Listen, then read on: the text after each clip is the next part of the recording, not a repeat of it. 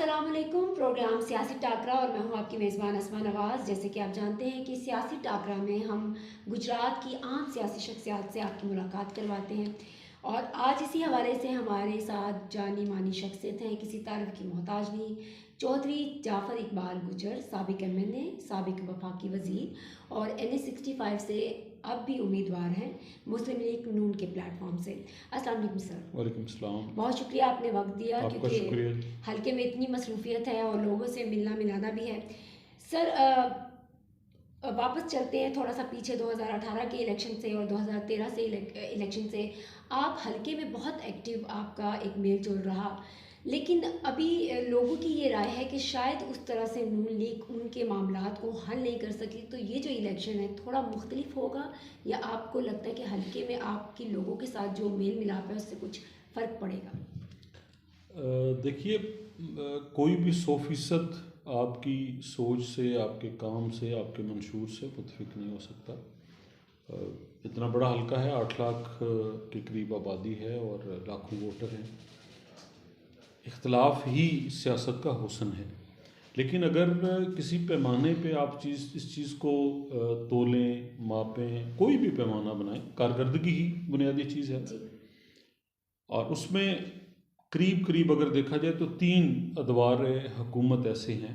जरदारी साहब का, जिसमें यूसुफ रज़ा गिलानी साहब और राजा परवेज़ अशरफ साहब वज़ीर आज़म रहे 2008 से 13। 2013 से 18 मियां मोहम्मद नवाज शरीफ साहब की हुकूमत, उनकी क़यादत में, और शाहिद खाकान अब्बासी साहब को आखिरी साल जो है वो गवर्नमेंट बतौर वज़ीर आज़म।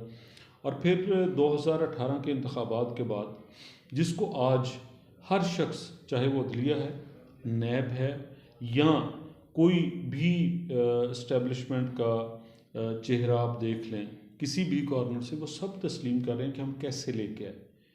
चलें, ये एक अलग पहलू है, अलग बहस है, लेकिन अगर हम उनकी कारकर्दगी देखें 2018 से लेके 22 तक, तो वो एक पैमाना है जिसके ऊपर आप नाप तोल सकते हैं। मैं ये दावा करता हूँ कि हम जिस मंशूर के साथ आए थे, पावर क्राइसिस था जिसमें दोनों तरह से तेल और गैस की कीमतें और कीमतों के साथ ज़खायर, बिजली की पैदावार बहुत बड़ा इशू था, दहशत गर्दी बहुत बड़ा इशू था, 13 की बात कर रहा हूँ, और उन सब से बढ़ के सियासी अदम इस्तेहकाम। तो अल्हम्दुलिल्लाह मियां मोहम्मद नवाज शरीफ ने इन तीनों चीज़ों को चैलेंज किया, टारगेट किया, प्लान किया, एग्जीक्यूट किया, और हम सुरखरू हैं। हमने 12-14 हज़ार मेगावाट बिजली 5 साल, जहाँ पहले पूरी पाकिस्तान की हिस्ट्री में 12-14 हज़ार मेगावाट थी, हमने 5 साल में 12 हज़ार मेगावाट ऐड की। मोटरवेज का आप देख लें, सी पैक को आप देख लें, आप कारखानों की पैदावार को देख लें, आप ज़राअत का शोबा लें। जब हम आए तो हमें खाद DAP 4500 का बैग मिलता था जरदारी साहब के दौरे हुकूमत की वजह से, और मियां मोहम्मद नवाज शरीफ ने 2015 में उसी को 2300 पे वो लेके आए। यूरिया का बैग हमें 2300-2400 का मिलता था, जिसको 1300 पे लेके आए, और हमारी पैदावार भी बढ़ी, और हमने अपने फूड सिक्योरिटी के लिए जो गंदम के ज़खायर थे वो बढ़ाए, और हमारे पास जो सिक्योरिटी और इंश्योरेंस के लिए जितना अनाज चाहिए वो भी वाफर मौजूद था। इन सब के साथ साथ हमने दहशत गर्दी का मुकाबला किया, उसके लिए ज़रब अज़्ब करना पड़ी, उसके लिए मुसल्लह फ़ौज को वेल इक्विप करना पड़ा, लॉ इन्फोर्समेंट एजेंसीज़ को, पुलिस को, रेंजर्स को, लेवीज़ को, वो भी हमने किया। और कराची बहुत बड़ी मिसाल है, जहाँ सेक्टर बने हुए थे, बांटा हुआ था शहर को, बोरी बंद लाशें मिलती थी। और 2018 में जब हमारी गवर्नमेंट ख़त्म हो रही थी तो अल्हम्दुलिल्लाह कराची अमन का गहवारा था, कोई वहाँ पे ऐसी चीज़ नहीं थी। और आखिरी बात वो है सियासी इस्तेहकाम। मियां नवाज शरीफ हर सियासतदान के घर चल के गए, इमरान खान साहब समेत फूलों के गुलदस्ते लेके आइए, असम्बली के अंदर जो मैंडेट आप सबको मिला है उसके मुताबिक चले। तो ये मेरी वो कारकर्दगी है। तो मुझे तो कहीं ऐसा नज़र नहीं आता। और अगर अगला आप दौर देख लें इमरान खान साहब का, कोई एक एजेंडा उनका, कोई एक नारा, 50 लाख घर, कहीं आपको बंदा मिलेगा? कोई करोड़ों नौकरियां, कोई बंदा मिलेगा जो कर रहा है? और जिस तरह से वो कह रहे थे और कहा करते थे कि जी मैं इंसान ह्यूमन रिसोर्स डेवलपमेंट पे लगाऊंगा, तो यूनिवर्सिटीज़ का बजट आप उठा के देखें, मैं सिंगल अपना डबल डिजिट से ट्रिपल डिजिट में लेके गया।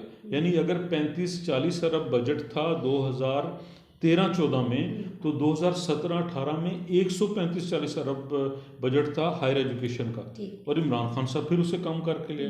तरक्याती बजट किसी भी मुल्क की मईशत में अहम किरदार अदा करता है।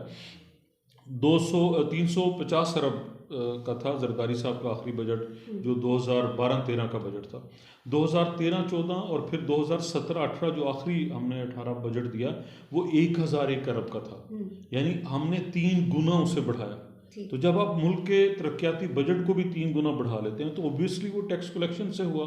ये सारे टारगेट हमने अचीव किए, और आज भी हम सुर्खरू हैं। इमरान खान साहब को एक टारगेट नहीं अचीव कर सके। सर, आपने दुरुस्त फरमाया, आपने बहुत सारी चीज़ें कंक्लूड की कि कराची को अमन का गहवारा बनाया, बिजली के बहरान पे काबू पाया, दहशतगर्दी एक बहुत बड़ा मसला था जिसे आप लोग कंट्रोल कर सके। वहाँ से हम थोड़ा सा आपके इलाके की तरफ मूव ऑन करते हैं। तरक्याती बजट की आपने बात की, लेकिन माजरत के साथ अभी भी आपके इलाके से ट्रैवल करके आने से, जैसे मैं खुद आई हूँ, तरक्याती काम कहीं लगता है कि आप किसी पसमानदा इलाके में सफ़र कर रहे हैं, नंबर 1। सेकंड, अगर आपने कराची के अमन की बात की, तो गुजरात एक ऐसा इलाका है जिसका नाम सुनते ही आपको कत्ल गारत, ख़ानदानी दुश्मनी और बहुत दीगर मामलात नज़र आते हैं, और यहाँ का नौजवान अपने आप को गैर महफूज समझता है। इस हवाले से आपका कितना काम रहा और अभी तक इसमें किस हद तक काबू पाया जा सका? ठीक है जी, आप मेरे हल्के के किसी और कोने से शुरू हो जाएं। यूनियन कौंसिल देवना बिल्कुल गुजरात तहसील के और एंड पे बनती है। आली सेदड़ी, बैराम वेड़ा। जब मैं 2013 के इंतखाबात में गया तो मुझे पानी में से गुजर के जाना पड़ा। वहाँ पे कारपेट रोड, और कारपेट रोड का 2014 से पहले तसव्वुर नहीं था देहात में। मियां नवाज शरीफ का ये कारकुन, मेरा ये एजाज़ है कि मैंने अपने चीफ मिनिस्टर शहबाज शरीफ साहब को कायल किया और एक रिप्रेजेंटेशन दी कि ये है तखमीना TST, वो जो स्प्रे करके बनाते हैं, ये है कारपेट रोड का, इसकी लाइफ ये है, इसकी क्वालिटीज़ ये हैं। और उन्होंने मेरी बात मानी और मैं सुरखरू हुआ। तो वो आली सेदड़ी वाली सड़क से ले लें, फिर आप उधर खोखर की तरफ चले जाएं, भिम्बर जो सरगोदा रोड है वहाँ से लेके खोखर तक वो कारपेट रोड है। आप समन पिंडी, नागरा वाला, मछियाना, चक पिंडी, वो तीनों सड़कें जाके देखें। आज 10 साल हो गए हैं, बिल्कुल उसी तरह हैं। 2014 के बाद वो बनी। मैं बताता हूँ जी, मैं सारी बातें बताऊंगा, GT रोड का भी तस्करा करूंगा, सारी बातें करूंगा भाई, कोई एक नहीं छोड़ूंगा।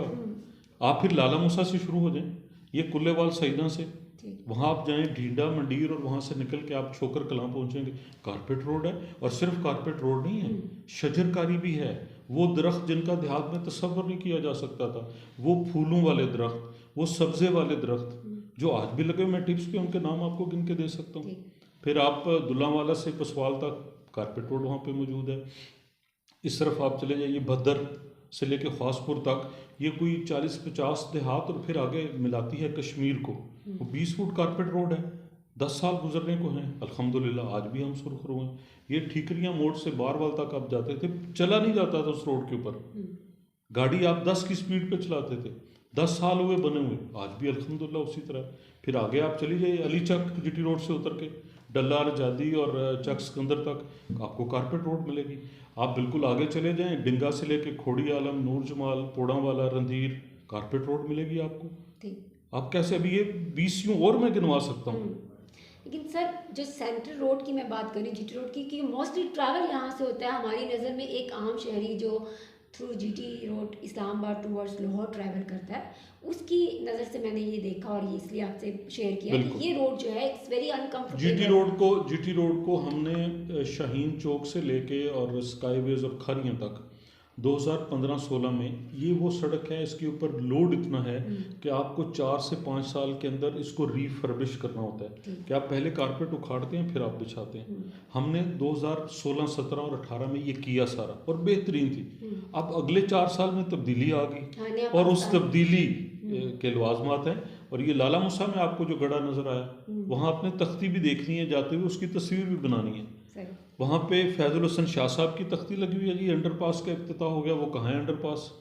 फिर कमरजमान कायरा साहब ने भी लगाई तख्ती, बड़ा दावा था, वो उनसे भी पूछा जाना चाहिए भी आपने ये काम क्यों नहीं किया और क्यों नहीं आप कर सके। सही। नौजवानों के हवाले से जो सर मैंने आपसे सवाल किया कि उनके हवाले से क्या सिक्योरिटी है, यहाँ का इलाकाई नौजवान किस हद तक खुद को तरक्की की लाइन में समझता है कि वो तरक्की में कुछ शामिल हो सकता है। मियां नवाज शरीफ साहब का ये अज़म था और ये अज़म है, और हमने उसके ऊपर काम भी किया। एक तो हायर एजुकेशन का और एजुकेशन का बजट बढ़ा के शहबाज शरीफ साहब ने पैफ के ज़रिए पंजाब के अंदर वज़ाइफ दिए उन होनहार बच्चों को। उसकी मिसाल है डेरा गाजी खान का वो रिक्शा चलाने वाला, खानेवाल का वो बच्चा जिसके वालिद गदारेडी चलाते थे, और नारोवाल की वो बच्ची जिसके वालिद टी स्टॉल चलाते थे। उन सब को गवर्नमेंट पंजाब ने पहले तो प्रोटोकॉल दिया, गार्ड ऑफ ऑनर दिया, फिर सरकार के पैसे पे और पब्लिक के पैसे पे उन्हें बैरूनी ममालिक यूनिवर्सिटीज़ में दाखिले लेके दिए और भिजवाया और उनके ऊपर इन्वेस्ट किया।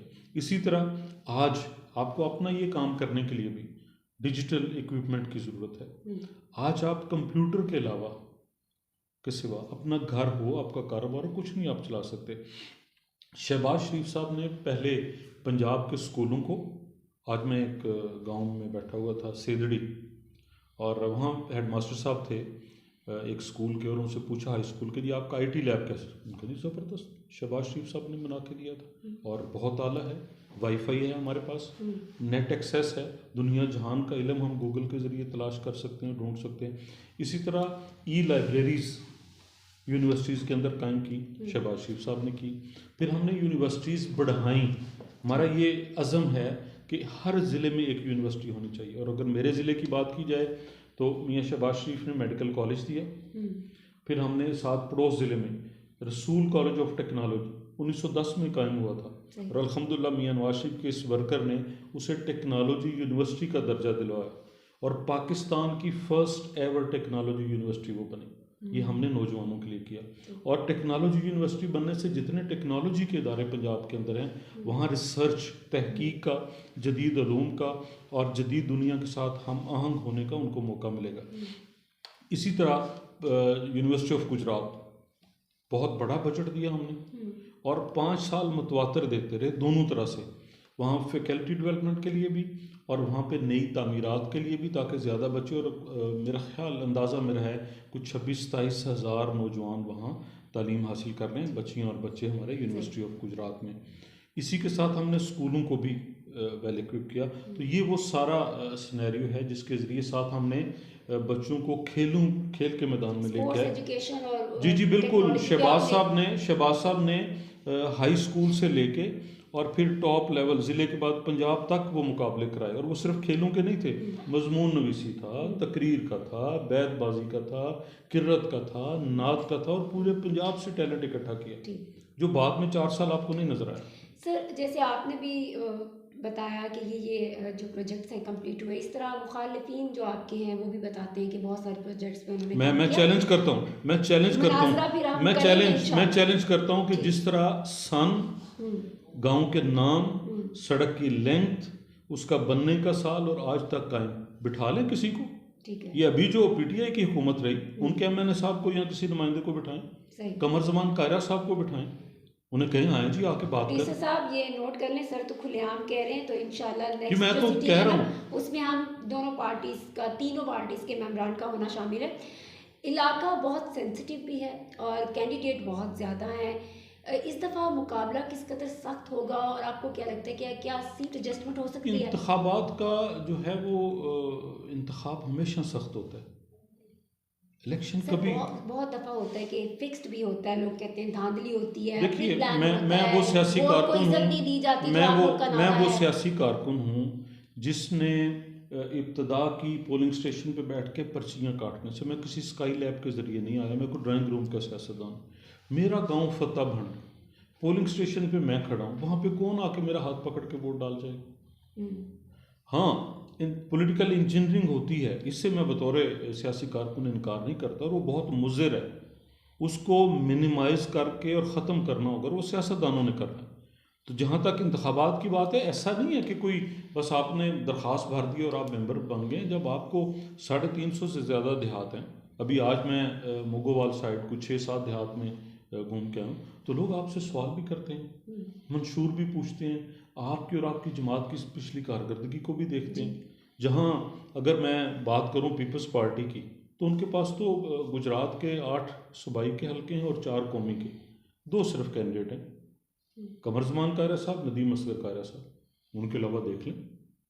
तो जिनके पास ज़िले की 12 नशिस्तों पे कैंडिडेट ही सिर्फ 2 हैं, तो वो मतलब क्या कहेंगे और क्या करेंगे? सर क्या मुस्लिम लीग नून को अगर सिर्फ पंजाब की जमात कहा जाए तो फिर उस हवाले से पीपल्स पार्टी सिंध में बहुत पॉपुलर है, तो ये प्रोविजनल सियासत हो रही है, नेशनल तो नहीं लगती, मिली जुली हुकूमत का फिर एक जहन में आता है। देखिए, कहने को आप जो भी कहें, लेकिन हकाइक से आप नज़र नहीं चुरा सकते। अभी ख्वाजा साद रफ़ीक साहब पिछले 5-7 दिन जो है वो सिंध के अंदर थे, और सिंध के अंदर भरपूर तरीके से वो काम कर रहे हैं, अपने कैंडिडेट्स को लॉन्च कर रहे हैं, सपोर्ट कर रहे हैं। बलूचिस्तान के अंदर ख़ुद मियां नवाज शरीफ साहब और मरीम बीबी दौरा करके आए, शहबाज शरीफ साहब दौरा करके आए, अभी KPK का टूर करेंगे। और ऐसी कहीं बात नहीं है कि हम एक इलाकाई या एक सूबे की जमात।